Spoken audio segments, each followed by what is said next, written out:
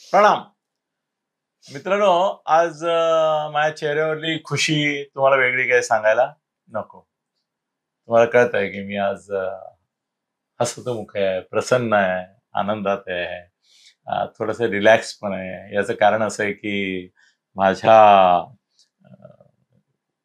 चॅनलचे आधारस्तंभ प्राध्यापक दयानंद नेने हे आज माझ्या बाजूला बसलेले आहेत.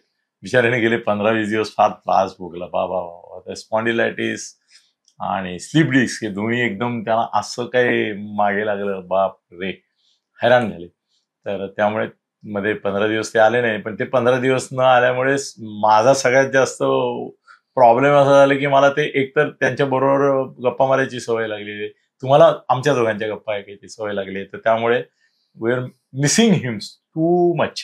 पण आज ते आलेले आहेत. तर त्यामुळे आज त्यांना आता आपल्या गेल्या 15 दिवसात आपल्या मला जे काही प्रश्न आले, तुमच्या आले, माझ्या आले, त्यातल्या काहींना मी प्रयत्न केला उत्तर देण्याचा. पण शेवटी कसं आहे की माझा थोडा इमोशनल प्रोफेशनल अप्रोच असतो, त्यांचा बराचसा डिव्होशनल आणि स्टुडियस असा अप्रोच असतो. आणि ते मी गुद्द्याच्या भाषेवर जास्त भर देतो, ते मुद्द्याच्या भाषेवर देतात. आणि असं समर्पक आकडेवारी आहे, ते मुळात ते वकील आहेतच, पण तो युक्तिवाद चतुरता जी आहे त्याच्यामुळे विषय अधिक लोकांपर्यंत पोहोचतो आणि कन्व्हिन्स होतात लोक. आज मी तुम्हाला काही प्रश्न विचारणार आहेत की जे गेल्या 15 दिवसात मी तुम्हाला विचारू शकलो नव्हतो. त्यातला पहिला प्रश्न असा की महाराष्ट्रामध्ये आता महाआघाडीचं जे एकंदर विरोधी, त्याला आपण आंदोलन म्हणू, आक्रंदन म्हणू, आक्रोश म्हणू, एकंदर आवाज उठवणं आहे, ते ऍक्च्युली भारतीय जनता पक्षा वर आहे जास्त का देवेंद्र फडणवीस व्यक्तिशः आहे? म्हणजे त्यांचं टार्गेट हे भारतीय जनता पक्ष आहे का फडणवीस आहे? मला तुमच्याकडून उत्तर हवं आहे. सर, मला असं वाटतं ह्या विषयावरती की जी अवस्था महाविकास आघाडीची ओव्हरऑल झाली आहे म्हणजे दिशाहीन, तर तसंच त्यांचे टार्गेट आणि गोल्स हे सुद्धा दिशाहीन आहेत. त्यांनाच माहिती नसेल की आपण फडणवीसांना टार्गेट करायचं का भारतीय जनता पार्टीला करायचं का महायुतीला करायचं. आणि त्यामुळे एक तर त्यांचे नेते खूप आहेत त्यांच्याकडे, सो कॉल्ड वर्षाताई गायकवाड आहेत, इथे सपकाळ आहेत, तिकडे नाना पटोले आहेत, भाई जगताप आहेत आणि वडेट्टीवार आहेत. तर त्यामुळे ते 4-4, 5-5 नेते 5-5 सुरामध्ये बोलत असतात. एक जण एकाला टार्गेट करतो, दुसरा दुसऱ्याला करतो, तिसरा तिसऱ्याला करतो. आणि त्यामुळे मला वाटतंय की काँग्रेसची जी अवस्था झालेली आहे, तर ते म्हणतात ना की दे आर इझी मीट, म्हणजे फडणवीसांना त्यांचा फडशा पाडायला त्यामुळे अतिशय सोपं जातं त्या ह्याच्यामध्ये. तर ही काँग्रेसची अवस्था आहे. फडणवीस नॉनव्हेज खातात? मला खरं तर माहित नाही, पण नसावेत. पुरणपोळ्या खातात माहिती, नॉनव्हेज पण नॉनव्हेज खात असेल तर हे 5 डिशेस चांगले आहेत खायला. नाही, बरोबर आहे तुम्ही म्हणता ते. पण मला स्वतःला असं वाटतं की त्यांना भाजपपेक्षा फडणवीसांची भीती जास्त वाटते. तुम्हाला काय वाटतं? नंबर म्हणजे घाबरतात कोणाला? भाजपला घाबरतायत का फडणवीसांना घाबरतायत? या उत्तरामध्ये मी असं म्हणेन की ते मुळात फडणवीसांना घाबरतायत. कारण की ज्याला पुरून उरणं म्हणतात, तर ते फडणवीसांनी त्यांना दाखवून दिले पुरून उरण्याचा अर्थ काय असतो, खरा अर्थ काय असतो. 19 साली काँग्रेसनी आणि शरद पवार साहेबांनी उद्धव ठाकरेंना फोडलं भाजप आघाडीतनं आणि त्यांच्याबरोबर वेगळं सरकार स्थापन केलं. महाराष्ट्रात एक नवा प्रयोग त्यांनी आणला. तर त्यावेळेला त्यांना असं वाटलं असावं की आता आपण भाजपाला आयसोलेट करू शकू आणि भाजपाला आपण 5 वर्ष तरी किमान सत्ता भोगणार. पण फडणवीसांनी तिथे नावभेद न होता ज्या पद्धतीने बाजी पलटवली त्यांच्यावरती की त्यांनी शिवसेनेलाच फोडलं पहिल्यांदी आणि नंतर शरद पवारांच्या पक्षाला फोडलं, तर त्या ह्यानी त्यांची भीती ही फडणवीसांबद्दल जास्त असावी. कारण की ज्याला म्हणतात की आत्ताच्या महाराष्ट्राच्या राजकारणातला चाणक्य, तर ते खऱ्या अर्थाने फडणवीस. आणि व्यूहरचना करणं, त्याच्यामधून हे करणं, म्हणजे त्याने सगळ्यांचा एकाच वेळी 5-6 जणांचा अभिमान करून टाकला, आपल्या पक्षातल्या पण आणि बाहेरच्या पक्षातल्या पण. आता आपल्या पक्षातल्या म्हणल्यावर मी फक्त तुम्हाला त्रास होऊ नये म्हणून मी फक्त कोणते अभिमन्यू यांना इकडे पण केलं ते सांगणार आहात का तुम्ही नावं? बोलायला हरकत नाही. अरे मग काय सांगा, सगळ्यांसमोर अभिमन्यू सांगा. तिकडे सगळ्यांसमोर आहे. जी 2014 साली भाजप सत्तेवर आल्यावरती जी 5 जणांची कोर कमिटी त्यांनी बनवली होती, हा नाही काय सांगा, आठवत नाही मला. ते कोर कमिटीमध्ये मला वाटतं एक तर एकनाथराव खडसे होते, नंतर विनोद होता. तावडे होते, पंकजा मुंडे होत्या, चंद्रकांत दादा पाटील होते आणि मला वाटतं गिरीश महाजन होते. ओके. तर आता मला वाटतं फक्त महाजन उरलेत, बाकी सगळ्यांचा अभिमन्यू झालेला आहे त्याच्यामधल्या. मध्ये एक मीम आलेलो ऍक्च्युली, खडसे गेल्यानंतर आणि हे तिघे बसलेत मीटिंग मध्ये एका, फडणवीस, पंकजा मुंडे, विनोद तावडे आणि चंद्रकांतदादा पाटील, आणि फडणवीस त्यांच्याशी बोलतायत असं दाखवलं होतं आणि त्या मीम मध्ये लिहिलं होतं की आता सांगा आणखीन कोणाला मुख्यमंत्री व्हायचंय. सर आता एक सध्या वादळ जे चाललेलं आहे त्याच्यामध्ये की भाजपमधले जुने लोक जे आहेत, आता त्यांना जुने म्हटलं तर ठीक आहे, जाणते म्हणायलाच पाहिजे असं काही नाही, सक्ती नाहीये, आणि निष्ठावान पण म्हणायला पाहिजे असंही नाही, काही वेळेला निष्ठा ही नाईलाजानी पण असते. मला एक वाक्य आठवते की 90% नवरे व्यभिचार एवढ्या करता करत नाही की त्यांना एकतर संधी किंवा हिंमत याच्यापैकी एक काहीतरी नसतं. ते म्हणतात ना, नो चा दुसरा अर्थ, मी एक अर्थ नाही होतो, दुसरा अर्थ नो ऑपॉर्च्युनिटी असं म्हणतो. ते तसं आहे. त्यामुळे त्यांच्या निष्ठेला, परीक्षेला काही त्यांना स्कोप नाही. सर पण हे तुमची काय भावना आहे की आधीपासूनच्या म्हणून आपण उगाच जुने बिने नाही, कारण जुन्याची व्याख्या सर करणार तरी कशी? 10 वर्ष म्हणणार, 5 वर्ष म्हणणार, वर्ष तरी काय, 2014 मध्ये आलेले आता जुने झाले की. हो ना, त्यामुळे त्यांना 11 वर्ष झाली. आता राणे काय ते बरोबर, सगळेच सगळे विखे पाटील सगळे, त्यामुळे असं जुन्या नव्यानेच आहे. मग आपण असं म्हणू की जे संघ परिवारातून मुळात आले आणि भाजप मुळात वाढले, म्हणजे ज्यांचं बीजारोपणापासून एक थोडं रोपांतर होण्यापर्यंत आले, तर त्यांच्यावर अन्याय होत आहे असं एक ऐकतोय. तुम्ही सहमत आहात त्याच्याशी की जुन्या भाजपवाल्यांवर नव्या भाजपवाल्यांवरून किंवा बाडग्या भाजपवाल्यांकडून अन्याय होतो, याच्याशी तुम्ही सहमत आहात? अशी एक पॉप्युलर कहावत आहे जे जनरली म्हणतात की नया नया मुसलमान 5 बार नमाज पडता है, जोर से बांध देता है. तर तसं मी हे म्हणतोय, जे नवीन भाजपामध्ये आलेले आहेत किंवा सध्या जे लोक भाजपामध्ये येत आहेत, त्यांना भाजपामध्ये आल्यानंतर अचानक जाणीव होते की आपण कधीतरी मुळात संघाचे कार्यकर्ते होतो. हो, ते आता एवढ्या दोनदा आणि अनेक लोक बोलायला लागले तसे. एक तर तो मनसेतून फुटला, तो म्हणाला मी तर पहिल्यापासून अर्ध्याच्या हो, आणि ते स्वतःचे लगेच फोटो काढून घेतात संघ गणवेशामध्ये. एनिवे, पण असं वाटतंय अन्याय होतोय त्यांच्यावर काही. माझ्यामध्ये आता असं आहे, काय काळाच्या ओघात होतच आहे. माझ्यामध्ये असं आहे की हल्लीचं राजकारण टोटली बदललंय. It is horses for courses, जसं हॉर्सेस फॉर कोर्सेस, जसं घोडा मैदान तसा घोडा. हे एक हल्ली माहिती नव्हती ना, हॉर्सेस फॉर कोर्सेस. आणि कॉम्पिटिशन इतकी कटथ्रोट झाली आहे सगळ्या ह्याच्यामध्ये. आपण जे म्हणतो की आम्ही, जुने लोक जे म्हणतात की आम्ही भाजपाला इथपर्यंत घेऊन आलो आणि आता आमच्या डोक्यावर बसवले नवीन, तर त्याला दुसऱ्या बाजूनी बघितलं तर असं आहे की तुमची लिमिट ती होती, म्हणजे तुम्ही घेऊन आलात, धन्यवाद, चांगलं केलं, खूप चांगलं केलं, पण पाया शेवटी पाया असतो, वरती जी इमारत रचली जाते, तर आता पायानी म्हणता का म्हणे आमच्या डोक्यावरती इमारत बांधली आहे त्यांनी. तर अशा ह्या दृष्टिकोनातून आज तुम्हाला सुप्रीम कोर्टात पाठवलं पाहिजे ताबडतोब. काय युक्तिवाद करताय हो. ज्ञानदेवे रचिला पाया आणि तुका झाला असे कळस, तो कळस दिसतो असं, ते बरोबर आहे. तुम्ही पण आता ती उपमा चुकली, ते वेगळ्या रीतीने वापरायला पाहिजे. पण तुम्ही म्हटलं ते खरं. सर, आणखीन एक मुद्दा सध्या जोरदार हॉट सब्जेक्ट आहे, याला मी एक जोड हे देऊ शकतो. जेव्हा ब्रिज 55 पूल गडकरी बांधत होते, तेव्हा त्यांनी त्या कॉन्ट्रॅक्टर्सना एक इन्सेंटिव्ह स्कीम दिली होती, परफॉर्मन्स लिंक इन्सेंटिव्ह, PLI म्हणायचे, की तुम्ही जर का पूल इतके दिवस आधी पूर्ण केलात तर तुम्हाला एवढे पैसे एक्स्ट्रा मिळतील बोनस म्हणून, आणि इतके दिवस उशिरा केलात तर एवढी पेनल्टी लागेल. ती पेनल्टी इन्सेंटिव्हच्या डबल असायची. तर त्यावेळेला गोरेगावचा पूल होता, तर त्याला त्यांनी एक इक्विपमेंट मागवलं होतं, ते सिंगापूरमध्ये अडकून पडलं होतं त्यांच्या बंदरावरती बरेच दिवस. तर त्या कॉन्ट्रॅक्टरनी काय करावं, की जे म्हणतात ना की आधी बांधलेले कळश आणि मग रचला पाया, तर त्यांनी वरच्या ज्या त्याच्या टाकण्याच्या स्लॅब्स आणि ते सगळं जे होतं, तर त्या सगळ्या आधी बांधून तयार ठेवल्या, कारण की ते तिकडे डिले होत आहे आणि त्याच्यानंतर मग त्यांनी खालनं ते पिलर्स वगैरे बांधून सगळी सुरू केली. आधी कळस मग पाय आधी कळस मग. पिक्चरही होतं आपल्याकडे राजापारांनी.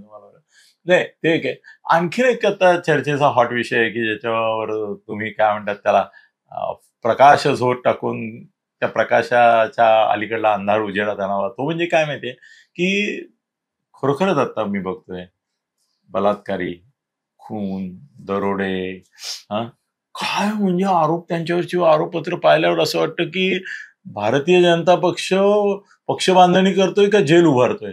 हे सगळे आतमध्ये असायचे ते इकडे आणि त्यांना नगराध्यक्षपद काय काय काय हे काय म्हणजे राजकारणाचं गुन्हेगारीकरण या विषयावर अण्णा हजारेंच्या आंदोलनामध्ये फायदा होऊन आपली सत्ता आली होती. असं असताना हे एवढे गुन्हेगार का घ्यावे लागतात. तुम्ही काहीतरी फेसबुकवर केलंय त्याच्यावर काय बोललात तुम्ही. नाही माझं असं मत आहे, स्पष्ट मत आहे की जेव्हा पार्टी एखादी त्याचा विस्तार होतो आणि खूप वाढत जाते. आता स्वातंत्र्य काळानंतर जी पार्टी बाय डिफॉल्ट होती आपल्या देशामध्ये ती काँग्रेस होती. त्यामुळे एक स्वाभाविक त्यावेळेला असं होतं की जर का राजकारणात जायचं असेल किंवा काही करायचं असेल ऍक्टिव्हिटी राजकारणाशी निगडीत तर आपल्याला काँग्रेसमध्ये जायला पाहिजे. आता 70 वर्षामध्ये काँग्रेस अशी इतकी कालबाह्य झाली आहे आणि बीजेपी गेल्या 20 वर्षात इतकी झपाट्याने वाढली आहे किंवा विस्तारली आहे की आता party by default is BJP लोकांसाठी. त्यामुळे कोणालाही कुठच्याही प्रकारच्या माणसाला काही राजकारणाची निगडीत काही करायचं असेल मग ते अगदी तुमच्या नगरपंचायतीपासून थेट पार्लमेंटपर्यंत लोकसभेपर्यंत असेल तर default party Bharatiya Janata party आहे. त्यामुळे भारतीय जनता पार्टी घेते असं म्हणण्यापेक्षा सगळे लोक भारतीय जनता पार्टीकडे आकर्षित होऊन ते जॉईन करतायत भारतीय जनता पार्टी. सर मी तुम्हाला याच्यावर नाही मला सांगा तुम्ही की त्यांनी जॉईन करणं वगैरे हे ठीक आहे. उद्या जर समजा एखाद्या गणिकेनी किंवा वेश्येनी असं म्हटलं की तुमच्या कुटुंबामध्ये मी सून म्हणून येते, मला घ्या, मी आता पूर्वी होते वेश्या पण आता मी तुमच्या घरात आल्यानंतर घरंदाजबाई म्हणून राहीन असं विश्वास ठेवा, तर तिला घरात घेणं न घेणं हा कुटुंब प्रमुखांनी निर्णय घ्यायचा की तिने ठरवायचं मी या कुटुंबात जाऊन सून होणार. मला वाटतं कुटुंब प्रमुखांनी पण नाही, कारण की ती लग्न कुटुंब प्रमुखाशी करत असेल तर कुटुंब मुलाशीच करणार, मुलाशी करणार असेल त्या मुलांनी आणि तिने निर्णय घ्यायचा असतो. एक दुसरी गोष्ट तुम्ही वेश्याची फार टोकाची हे दिलीत एक्झाम्पल दिलंय. सर कसं आहे पण आपण राजकारणामध्ये बघितलंय की फुलनदेवी जे डकाईत होते पूर्वी आणि जे सरेंडर झाले आणि त्यानंतर असे डकाईत पण राजकारणामध्ये येऊन ते आमदार झाले, ते खासदार झालेले आहे. त्यांच्या नादी लागू नये. तर त्यामुळे तुमच्या नादी लागण्यात काय अर्थ. वेश्येनी असं हे करणं त्यासाठी खूप समाजात मोठी क्रांती व्हायला लागेल. पण जसे जसे दिवस जातात माहित नाही की दिवशी होईल सुद्धा ती क्रांती. मी सकाळपासून सरांना आल्यानंतर हा प्रश्न विचारून आपण पेचात पकडायचं असं निश्चित केलं होतं. पण त्यांनी फुलनदेवीला माझ्या अंगावर सोडल्यामुळे माझी पळतावही थोडी झालेली आहे. असो सर, आता पुढला मुद्दा सध्या असलेल्या चर्चेत तो म्हणजे सगळ्याच मोठ्या लोकांचे नातेवाईक, सुना, लेकी, भाऊ, मेवणे, भाचे यालाच सगळ्यांना तिकीटं नाही नुसती ते नगराध्यक्षपद दान दिली जाते. त्यातला बिनविरोधचा भाग नंतर घेणार आहे मी.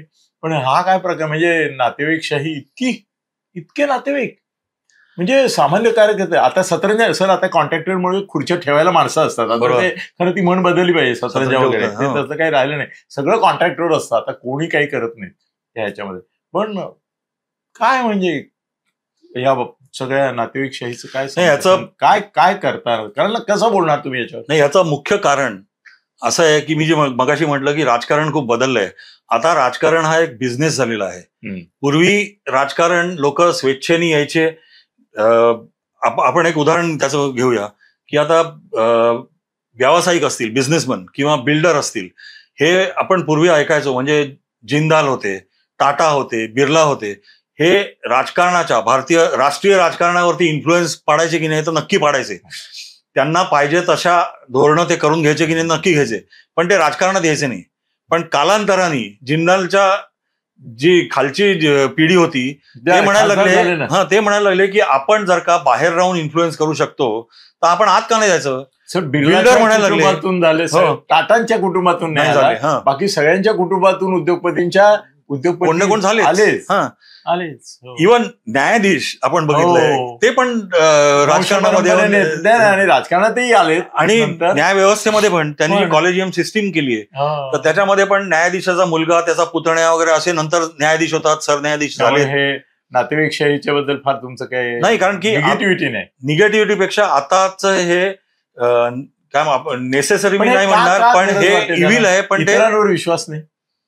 नाही, कसं आहे, मी जर मी का तयार केलाय तर ते कशाला दुसऱ्याला दुसऱ्याला मी देऊ, माझा मुलगा डॉक्टर, माझा हॉस्पिटल त्याला देणार, बरोबर आहे. वकील. तसंच ते आता माझं राजकारण यालाच मी हँडओव्हर, माझी विरासत कोणाला देऊ असं म्हणजे म्हणतो. पण थोड्या दिवसांनी आणखीन एक मला वाटतं 10-20 वर्षानंतर महाराष्ट्रामध्ये ज्याला आधी पूर्व पार्श्वभूमी नाही नातेवाईकाची, असं कोणी राजकारणात तर शिल्लक नाही राहणार. नाही राहणार. नाही राहणार. असं आता हे मला जरा थोडं हे बोंबाबोंब करतायत. आणि मला 1-2 प्रकार माहिती आहेत की जिथे सर तुम्हाला सांगितलं तर धक्का बसेल की आता त्या दोन्ही पक्षांचं नाव नाही मी घेऊ शकत, ते का नाही घेऊ शकत हे तुम्हाला माहिती आहे. पण माजी नगरसेवकाला तिकीट दिलं आणि पैसे दिले लढवायला हे मी समजू शकतो. पण त्या पक्षातून या पक्षात माझी आहे काही नाही, गेली आता 4-5 वर्ष तर नगरसेवक नाही, त्या पक्षातून या पक्षात यायला 1 कोटी रुपये वगैरे दिले जात आहेत, 50 लाख 25 लाख दिले जात आहेत. आता ते काल आरोपच झाला, म्हणजे यांच्यावर पण झाला त्यांच्यावर पण झाला की हे पैसे देऊन 25-50 लाख रुपये देऊन आतमध्ये वगैरे घेत आहेत. तर हे काय म्हणजे कुणालाही घेणं इथपर्यंत वगैरे होतं. आता विरोधकांची माणसं म्हणजे 50 खोके वगैरे ते त्यावेळेला आमदारांचं बघितलं आपण, तर आता 50 पेट्या काही नाही, तो नगरसेवक पण नाही, त्यांनी पक्षात एवढं याच्याकडे यायला लागलं. त्याच्यामुळे काय चित्र सगळं बदलून जाणार नाही का? नाही, आता हे तुम्ही जे म्हणताय ते 1 किंवा 2 पक्षात हे करतायत आता, तर 3 पक्षात करतायत हे नाही. तुम्ही जे म्हणताय की जे माजी नगरसेवक आहेत तर ते उदाहरणं मी पण ऐकली आहेत, ती 1-2 पक्षातली आहेत. ती पक्षांची नावं पण आपण घेऊ शकतो. एक तर शिवसेना आणि राष्ट्रवादी काँग्रेस, आणि ते 2 पक्ष फुटलेत. आणि जे फुटून निघालेले बाहेर हे आहेत, एकनाथ शिंदेचा गट आहे आणि तिथे अजितदादांचा गट आहे. त्यांना ते जेव्हा बाहेर आले त्यावेळेला त्यांचं ध्येय वेगळं होतं की आपण आमदारांना घेऊन बाहेर पडलं पाहिजे आणि पक्ष काबीज केला पाहिजे. आता पक्ष काबीज केल्यानंतर त्यांना जेव्हा लक्षात आलं की लोकसभेची निवडणूक झाली, आमदारकीची निवडणूक झाली, पण आता कार्यकर्त्यांची निवडणूक आहे आणि त्याला आपल्याला समोर जायचंय, तर त्यासाठी आपल्याला कार्यकर्ते ज्या प्रमाणात येतील किंवा यायला पाहिजे होते आलेले नाहीत, मग ते प्रलोभन दाखवून आता जास्तीत जास्त कार्यकर्ते आपल्याकडे खेचण्याचा हे दोन्ही पक्ष प्रयत्न करतायत. अजून एक पक्ष आहे त्याचंही नाव घ्यायला हरकत नाही, ते वेगळ्या रीतीने करतायत. तर भाजपचे वाले पण काही वेगळ्या पद्धतीने नाही, भाजपमध्ये तुम्ही म्हटल्याप्रमाणे इन्कमिंग पैसे हा विषय तिथे नसतो, तिथे काय ना पॉवर आहे त्यांच्याकडे. तेच ना, दे आर युजिंग और मिसयुजिंग ऑल्सो. हो हो, दंडभेद. माझ्या माहितीतलं एका याला इन्कम टॅक्स वाले दारात आणि हो येतोच की नाही इथपर्यंत दार. सर आता आणखीन एक प्रश्न असा आहे की हे राज आणि उद्धव येतील की नाही अशा चर्चा होत्या, त्याचा विषय संपला का? आले दोघं जण एकत्र फायनली? तुम्ही थांबताय? नाही, कसं आहे, मला अजून पण मी एवढ्यासाठी थांबतोय की काही कोणाच्या तरी दोघांच्या पैकी एकाच्या मनात, आणि तो खास करून राजच्या मनात किंतु असावा असं मला अजूनही वाटतंय. कारण की अजूनही जागा वाटप हा विषय जो आहे त्याला अजून त्यांनी हात लावला नाहीये. हे मीडिया क्रिएशन आहे. संदीप देशपांडेंनी सांगून टाकलं, संदीप देशपांडेंनी सांगून टाकलं की हे तुम्हाला राजसाहेबांनी सांगितलंय का? नाही, मग त्याच्यावर विश्वास ठेवू नका. जोपर्यंत राजसाहेब सांगत नाहीत तोपर्यंत आम्ही कोणी ह्या गोष्टींवरती विश्वास ठेवणार नाही, व्यक्त होणार नाही. तर त्यामुळे जोपर्यंत राजसाहेब ह्या विषयावर काही बोलणार नाहीत तोपर्यंत, आणि युतीची घोषणा झाली म्हणून करणार नाही तोपर्यंत मनामध्ये डाऊट राहणारच. सर आता काँग्रेसची भूमिका, अजित विजय वडेट्टीवार, वर्षा गायकवाड एकदम आगावेता मनसे करत होते. आता काल दिल्लीवरून काहीतरी गडबड झालेली दिसते की ज्याच्यामुळे विजय वडेट्टीवार म्हणाले की मनसेशी पण चर्चा होऊ शकते. तुम्हाला काय वाटतं, फायनली मनसेला काँग्रेस स्वीकारेल का नाही? तुम्हाला प्रेडिक्शन करताय सर, तुमची प्रत्येक प्रेडिक्शन आतापर्यंत खरी ठरलेली आहे. नाही, मला हे पण 100% पाहिजे. मी प्रेडिक्शन, काँग्रेस जाणार का नाही मनसेबरोबर? मी प्रेडिक्शन असं नाही म्हणणार. जे काय माझं अंडरस्टँडिंग आहे, अभ्यास आहे, त्याच्यावरनं मला असं वाटतं की काँग्रेस नाही जाणार मनसे बरोबर. पण मला परवा अग्रलेखाचा मुद्दा बरोबर वाटला सामनाच्या. ते म्हणाले की बिहारमध्ये कुठे होती मनसे, बिहारमध्ये कुठे होती शिवसेना, तिथे कुठे तुमचा पराभव झालाच ना महाआघाडीचा.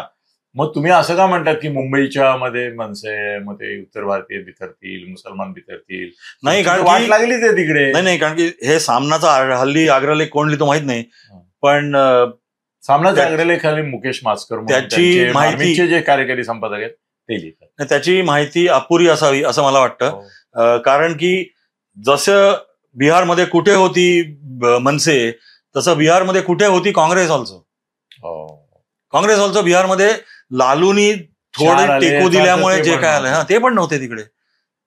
सो हे लॉजिक नाही हे होऊ शकत. आणि मला इथे असं वाटतंय की काँग्रेस वेगळी लढेल आणि निवडणूक झाल्यानंतर ते एकत्र राहतील. ते आपलं जसं यांचंही आणि सर हा आता आणायचा मुद्दा निघाला म्हणून किती पर्सेंट बोलू आपण, जागाचं काही हिशोब नाही मांडू शकत, किती पर्सेंट शिंदे पवार आणि भाजप मैत्रीपूर्ण लढती करतील, किती पर्सेंट जागांवर जनरली?